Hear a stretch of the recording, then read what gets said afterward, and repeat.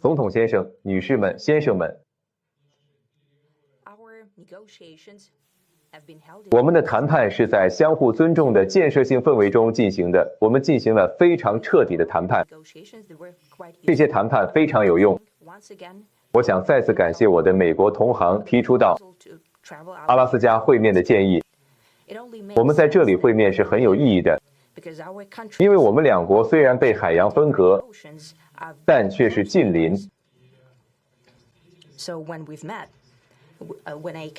所以当我们见面时，我从飞机上下来，然后我说：“下午好，亲爱的邻居，很高兴看到您身体健康，还活着。”我觉得这非常有邻里情谊，而且我认为这些都是我们可以互相表达的友善之词。我们虽然被白令海峡分隔，但俄罗斯的岛屿和美国的岛屿之间仅有2个岛屿，它们相距仅4公里，我们是近邻，这是事实。同样重要的是，阿拉斯加与我们俄罗斯和美国之间的共同遗产、共同历史息息相关。许多积极的事件都与这片土地有关。仍然有来自俄属美洲的巨大文化遗产，例如东正教教堂和700多个俄罗斯地名。在第2次世界大战期间，正是阿拉斯加成为了传奇的空中桥梁的起点，用于在租借法案下供应军用飞机和其他设备。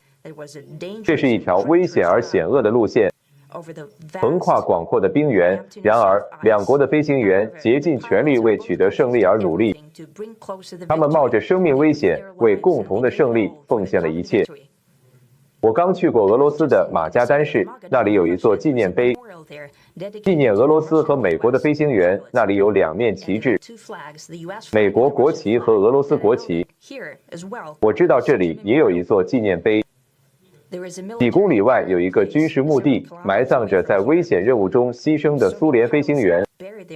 我们感谢美国公民和政府珍视和呵护这段记忆。我认为这是非常值得的，非常高尚的。我们将永远铭记其他历史范例，即我们两国本着战斗友谊和盟友精神，共同击败共同敌人，互相支持和帮助。我相信，即使在最困难的条件下，这一遗产也将帮助我们在这个新阶段重建和促进互利和平等的联系。众所周知，4年以来，俄罗斯和美国之间没有举行过峰会。4年的时间很长，这段时间对双边关系来说非常艰难。坦率地说，两国关系已经跌至冷战以来的最低点。我认为这不利于我们两国乃至整个世界。很明显，我们迟早要改变这种状况，从对抗转向对话。在这种情况下，两国元首举行会晤早就应该进行了。当然，前提是要进行认真和细致的工作。总的来说，这项工作已经完成。我和川普总统有非常好的直接联系，我们已经多次交谈过，我们在电话里坦诚地交谈过。总统特使维特科夫先生曾多次访问俄罗斯，我们的顾问和外交部长们一直保持着联系，你们也很清楚。乌克兰周边局势是核心问题之一，我们看到了本届政府，特别是川普总统为促进乌克兰冲突的解决所做的努力，以及他深入探究问题本质、了解这段历史的决心，这非常宝贵。正如我所说，乌克兰局势关系到我们安全所受到的根本威胁，而且我们一直认为乌克兰民族是一个兄弟民族。即便在现在的情况下听起来有些奇怪，但我们拥有相同的根。现在发生的一切对我们来说都是一场悲剧，是一个可怕的伤口。因此，我们真诚地希望结束这场冲突。同时，我们坚信，为了使解决方案具有持久性和长期性，我们需要消除冲突的所有主要根源和根本原因。我们已经多次强调要考虑到俄罗斯的所有合理关切，并在欧洲乃至全世界重建公正的、平衡的安全。我同意川普总统今天所说的，乌克兰的安全自然也应该得到保障。当然，我们愿意为此努力。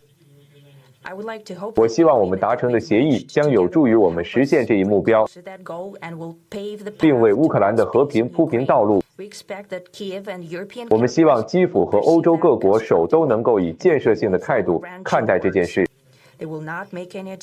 不要从中作梗，不要试图利用幕后交易或挑衅行为来破坏这刚刚取得的进展。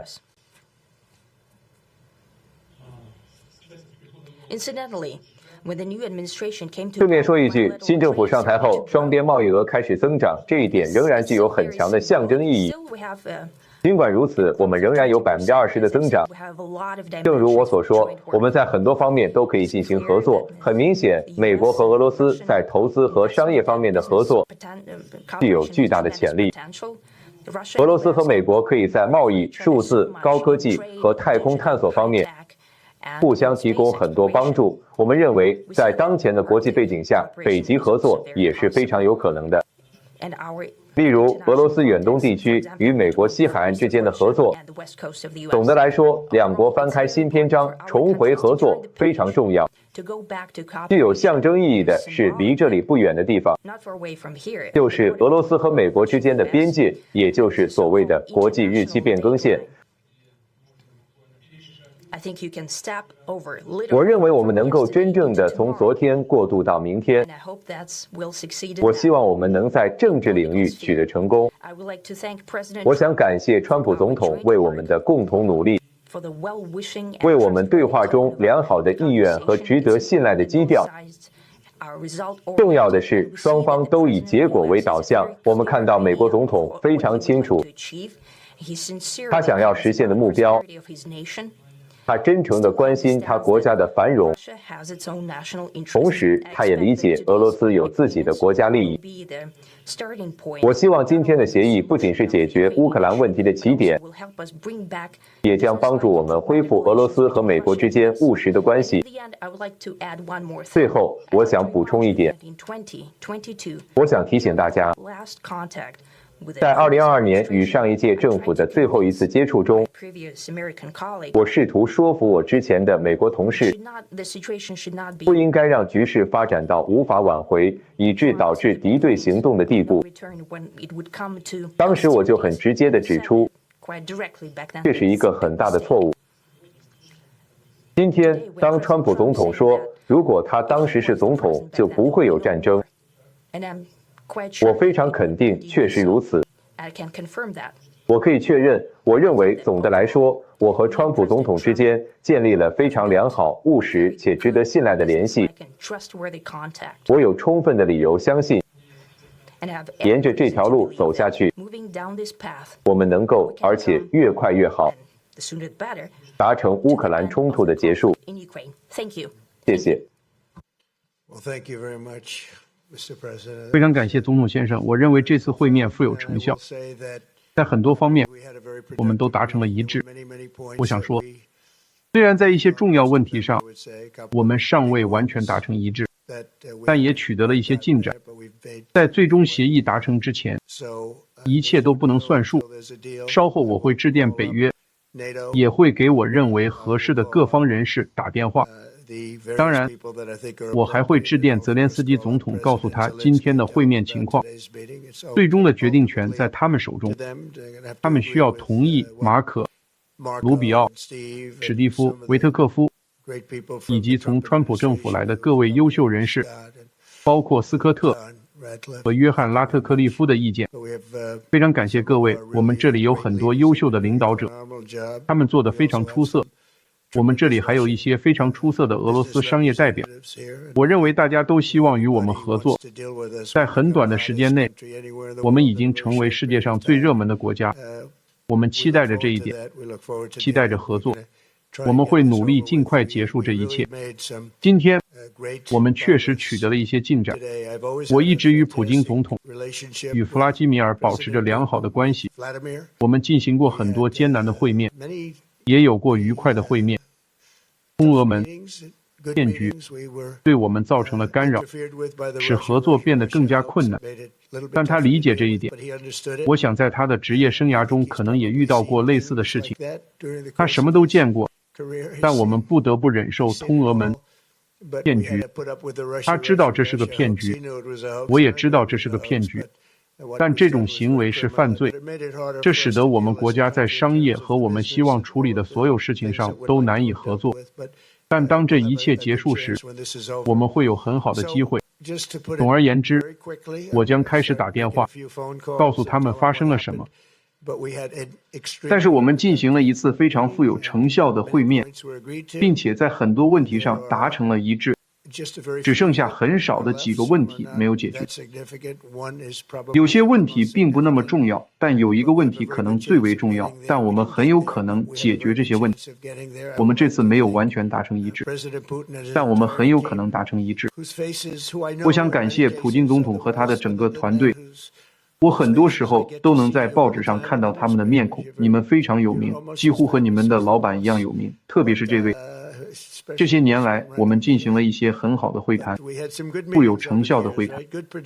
我们希望将来也能如此，但我们现在要做的是最富有成效的一次。我们将阻止每周数千人被杀害的悲剧，而且普京总统和我一样，他也希望看到这一点。